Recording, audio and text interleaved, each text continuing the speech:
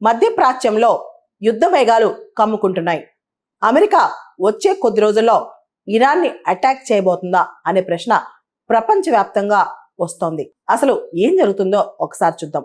మనకు తెలుసు, గత కొన్ని వారాలుగా ఇరాన్లో విపరీతమైన అలజడులు, ఇరాన్ ఆర్థిక వ్యవస్థ బాగా కుంగిపోయింది. అంతేకాదు, ఇరాన్లో పొలిటికల్ అన్రెస్ట్ కూడా బాగా పెరిగింది. ఈ టైంలో డొనాల్డ్ ట్రంప్ ఇరాన్కి భారీగా హెచ్చరికలు చేస్తారు.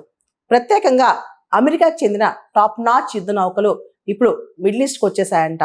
అయితే అయతుల్లా ఖమేనీ, ఎవరైతే ఇరానియన్ సుప్రీం లీడర్ ఉన్నారో, ఆయన ఒక మాట చెప్పారు.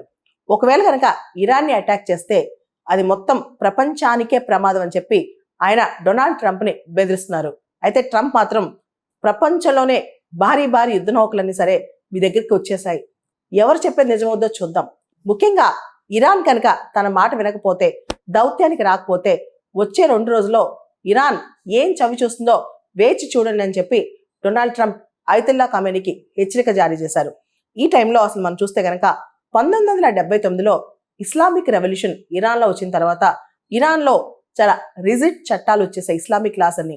దాంతో అక్కడ మహిళా హక్కులను కూడా కాలు రాస్తున్నారు.